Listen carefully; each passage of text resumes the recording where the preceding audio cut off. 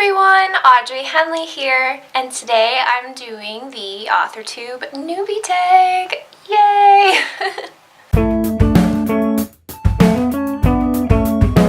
Okay, so if you haven't heard of it before, the AuthorTube Newbie Tag is a tag started by Jenna Strady, and it's basically just introducing a new AuthorTube channel. I definitely wanted to take part, but I sort of wanted to wait until someone tagged me. And I got a few comments in one of my videos asking me to do this newbie tag, so I figured that's good enough. And I will consider myself tagged, and now I can officially do it. So yay! So thank you to everyone who commented on my first video saying I should do the newbie tag because I wouldn't have done it otherwise, so thank you very much. Alright, there are many questions, so let's get right into it. Okay. So the first question is, how did you find out about AuthorTube? So I basically found out about AuthorTube by just typing in author into YouTube. I mean, I am a digital native, basically, and I'm very used to YouTube, and so any interest I have, I'm going to try to find YouTubers who are into that as well. So yeah, and some of the first AuthorTubers I was especially interested were Jenna Moreci, of course, and Kim Chance. I'd been following Alexa Dunn for a while, and so when she started her channel, I was really inspired and grew an even more of an interest because I saw her channel go from like 100 subscribers to where she is now. So I figured I'd give it a try as well. Okay, second is, what genres do you write in? I write pretty much exclusively young adult, and the genres that I'm interested in vary. My first novel was contemporary, my second was post-apocalyptic, and this next one I'm working on is paranormal. I think in general, so I wrote my first novels contemporary, and it was very sad. And I think contemporary novels for me, like the ideas I get for them tend to be sad, whereas the science fiction idea was actually very commercial and action-packed and fun. And so I think from now on I'm going to try to stick more on the speculative side, so sci-fi and paranormal are my main interests. I'm actually not super interested in writing fantasy. I'm not sure why. I know it's really popular right now. The market is pretty saturated. I see all these novels with like a crown on the cover. It's just not my interest, but I respect the fantasy genre as well, and I read a ton of it. I just really love the moral questions sci-fi makes you ask. So the third question is, what is your preferred writing tense, point of view, and category of story? I tend to write in past tense, though I have written a really fun short story that was in present tense, but mostly past tense. And I'd say I tend to write in first person, but my second book, which I'm querying now, is actually third person with multiple perspectives. My first book was first person with 3 first person perspectives. I tend to really just love multiple POVs just because I get sick of being in one person's mind all the time, and YA is so navel-gazy that you can really get sick of your protagonist fast, to be honest. And so this latest book I'm writing is just one POV, and she has a really complex character, and she deals with PTSD. She's had a lot of crazy things happen in her past. She's kind of scared of going back into acting, but she still loves acting at the heart, and she's also a medium and can see ghosts. So I think, to me, I have to keep adding all these layers to keep being interested in one protagonist, so it's really hard, and this is going to be my first full-length novel with only one POV, so we'll see how it goes. Yeah, it's just hard to not want to go with multiple POVs for me. I'm trying it out. So are you a plotter, a pantser, or a plantser? I've watched a lot of these AuthorTube Newbie Tag videos, and I think a lot of people don't like this question because they hate saying the word plantser, which is fine.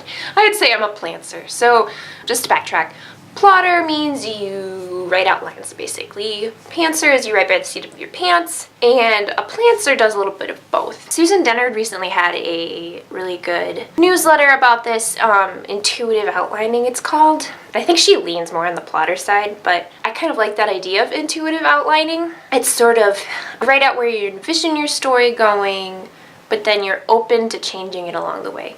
So I write very minimalist outlines, but I definitely want to make sure I understand at least what I think is going to be each character's motivation and their basic personality traits. I do try to get a sense of the ending, though I always have trouble with that. It usually changes by the time I get to the end, but I get a good chunk of plot details and just where the story is going figured out. That helps me a lot because I really do go ahead and write intuitively, but I have that little outline there, and I'm just like, if I'm lost, I just refer to that and I'm like, oh right, I'm supposed to have a midpoint turn and this is my idea. Now that I've gotten this far, how do I feel about that? And I adjust the outline from there. It's a little bit of both for me. Are you self-published, published, or yet to be published? So I am yet to be published. I'm currently querying a novel and it's great, and I'm writing the next one. Do hope to be traditionally published. So again, this is a question I've noticed a lot of people answering this newbie tag don't like, and it's what publishing company, literary agent, and or printing company are you represented by or do you use? If you're not yet published, what is your dream publishing house and or literary agent? And I'm gonna punk out like everyone else does on this question. Honestly, I do want to be published by the big five, one of the big five, or by another larger house. There are a few others that I'm quite interested in. And I work for a small to mid-sized publisher myself. You don't really publish a ton of fiction. I'm very open. And as far as literary agents, you can't really tell from the tiny little descriptions on their websites, like, if they're going to be a good fit for you. So I honestly can't say I have a dream literary agent right now because they'd have to read my story. Like, if my dream literary agent is someone who gets my story, what I'm going for, and can help make it really strong, and then sell it to someone who'll get me the best deal. And I don't have the resources to know who that'll be yet. But, you know, keeping my eyes out. 7, what AuthorTube related content can we expect from your channel? So this channel is really set up to be AuthorTube pretty much exclusively. So all of my videos are going to be relating to my writing journey or writing advice I have, basically directed toward other writers. I'm debating having some booktube content, as in reviewing books, but to be honest, it would all be positive reviews. As an author, you want to make sure you're supporting your community, so supporting other writers as much as possible and boosting up their books. Of course, there are going to be books I'm not super into, but I'm not going to do reviews of them on this channel. But I have a few books I read as a kid in middle school that I'm still obsessed with and that I feel like not a lot of people have heard of. And so I'm thinking about doing a review of those. Things like that. More broad interviews about books and ones that are really positive and just kind of tell you more about me rather than being like, oh, this is the hottest new book. Here are my hot takes on it. I'm not planning on doing that. 8 is, when did you start writing? So I was homeschooled growing up, and all the years before I entered public school blur together. So I don't actually know what grade I was in, and so I can't tell you how old I was, but I distinctly remember, and this would have been before 7th grade, I remember telling my parents very explicitly, I was like, I'm gonna write a novel, I have an idea, and they were like, okay. My parents are not super supportive. So I was just like, I don't care, I'm writing a novel. And I remember going in the backyard and like we had a trellis under our deck, and I just sat there trying to think of the word for trellis for a really long time and had a lot of trouble. And I like wrote the first few chapters and then kind of gave up because like no one supported me. But the writing bug was still there for a long time. And I wrote poems and things. And then 9 is kind of a follow-up. What was your first story you ever wrote? So I told you about the trellis story, and I honestly don't remember any of the plot. I just remember trying to think of the word trellis. I took a creative writing class in high school, and I had a story about, it was called The Last Musician, and it was about a woman who got picked up by aliens because the world was ending, and they wanted to, so they swooped in to get the last few interesting species from Earth for their zoo because they knew that like the sun was going to explode or something and the whole planet's going away. And so it's from the perspective of this musician who was on her way to like an audition or something, and she got taken by aliens.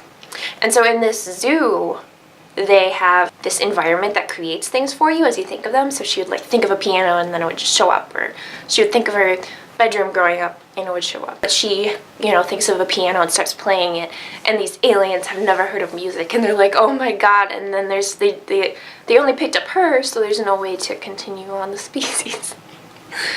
So that was my first short story. 10.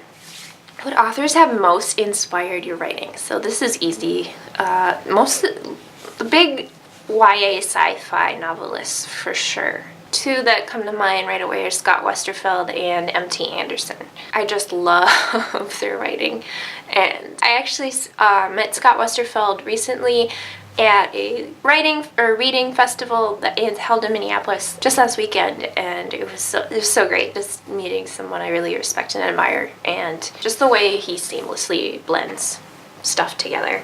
So those two for having really interesting science fiction concepts and just sort of introducing them effortlessly. And I think something that both of them do really well is they introduce in new lingo and new words, and it just sort of becomes part of the book, and you just slowly start to learn this new language as you're reading it, which is really cool.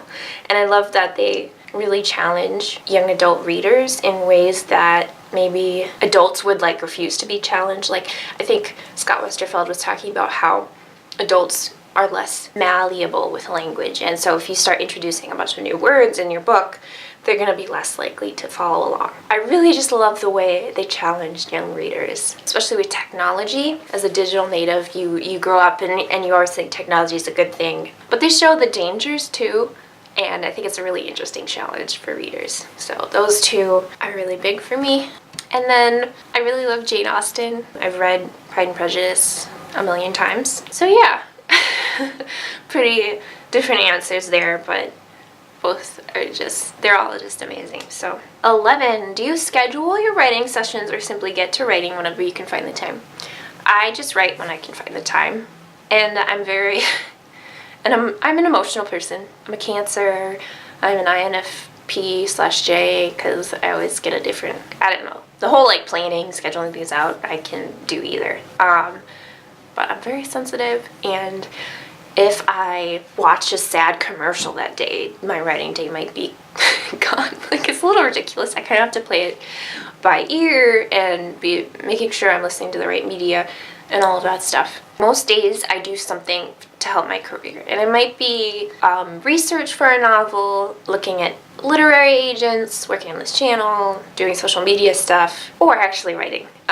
Try to squeeze some of that in there too. So, but yeah, no scheduled times. So this one is 2011. Do you type on a computer or typewriter or like by hand? I use a computer and type like 99% of the time. And I use Microsoft Word for drafting, which I know is weird for a lot of people. I work in production at a small press, and I do things like edit indexes, and not being able to create an M dash, for example, like really quickly, or like, I don't know, just the little formatting things that Word is so much better at doing than Scrivener. I really need Word for that. I like the cork boards in Scrivener, and I also save a lot of research links in there because you can save PDFs in there, which is really, really handy. Especially with this second book, I had a lot of government documents, and you never know when those are going to like leave the internet, so having PDFs of them was really handy. And then 13, what are you looking forward to most now that you're a part of AuthorTube? The thing I really love about AuthorTube is that you get to know people's faces and their voices. I just really enjoyed that. You know, I was interested in Author Mentor Match for a long time and followed Alexa Dawn and all of that, but actually seeing her face and her talk and seeing what kind of person she is really fun. And it's just this connection you don't get with any other social media. I really love Twitter. It's probably my second favorite social media, but Twitter, you get the quips, you get the funny lines, but you don't see their faces that much or hear their voices. And I really love how intimate YouTube is. So I think the biggest thing for me would be connecting with people more. I hope I can connect with some people that I know from Twitter or other places, but also just other AuthorTubers and making some more friends that way. So I think that's my biggest thing I'm looking forward to. So, okay, that was all I had for the AuthorTube Newbie Tag. Thank you so much for listening. Please like, subscribe, and do the bell thing. Thank you guys. Have a good day. Bye.